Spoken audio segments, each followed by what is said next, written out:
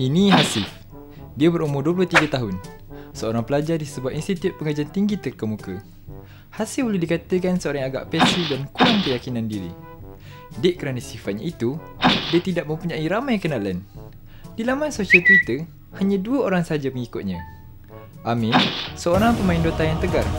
Dan seorang lagi, Zaibok Crack, seorang yang ini Hasif tak kenal. Hackers kot. Namun, apa yang Hasif tidak tahu, hidupnya bakal berubah hari ini. Hasif!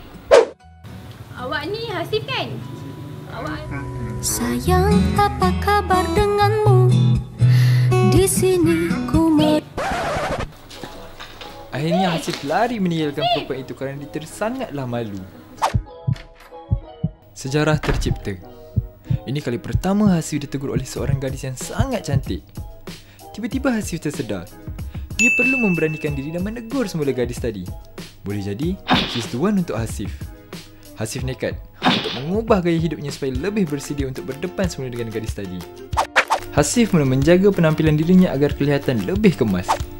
Di kampus pula, Hasif lebih yakin untuk bersikap terbuka di dalam kelas.